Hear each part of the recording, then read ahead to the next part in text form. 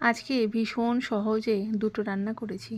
সকালবেলা ঘুম থেকে উঠে আগেই আলুর দম বসিয়ে দিয়েছিলাম। কালকে রাত্রেই তাড়াতাড়ি সমস্ত কিছু হয়ে যাবে বলে আলুটা সেদ্ধ করে ছুলে রেখে দিয়েছিলাম। যেরকমভাবে আলুর দম করি সবাই আমরা, ঠিক সেরকমভাবেই মশলা দিয়ে আলুর দম করেছিলাম। আর আজকে ইচ্ছে ছিল এই পাবদা মাছের পাতলা করে একটা ঝোল করব। এই পাতলা করে ঝোলটা আমার খুব একটা ভালো না লাগলেও আমার কর্তামশাইয়ের আবার ভীষণ পছন্দের, কারণ সে যেহেতু তেল মশলা খুব একটা খেতে চায় না, তাই এইরকম পাতলা পাতলা জিনিস সে ভীষণ পছন্দ করে। আজকে যে পাবদা মাছের ঝোলটা আমি তৈরি করছি, এই পাবদা মাছের ঝোলটা কিন্তু আমাকে আমার কর্তামশাই রান্না করা শিখিয়েছে।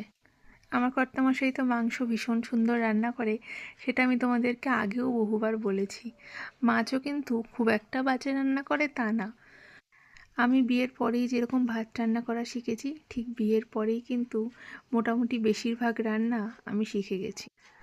আমি যেরকম এই বাড়িতে এসে ভাত রান্না করা শিখেছি, ঠিক ভাতের সাথে সাথে আরও অনেক কিছু রান্না করা শিখেছি এই বাড়িতে এসে। এই পাবদা মাছটা যেদিন কর্তামশাই প্রথম রান্না করেছিল, সেদিন আমার মা ছিল আমার এখানে। তো আমার মাকে খাওয়াবে বলেই নিজেই তৈরি করেছিল এই পাবদা মাছটা। তৈরি করার পরে যখন গরম ভাতেই খাই আমরা, এত অপূর্ব লেগেছিল। তাই এই মাছটা এখন মোটামুটি ওই সপ্তাহে 1 বা 2 দিন করে আমি তৈরি করি। এত সহজে যে এত সুন্দর একটা মাছ তৈরি হয়, সেটা তোমাদেরকে রেসিপিটা না বললে বুঝতেই পারবে না। রাত্রিবেলা এটার পুরো রেসিপি আমি তোমাদের সাথে শেয়ার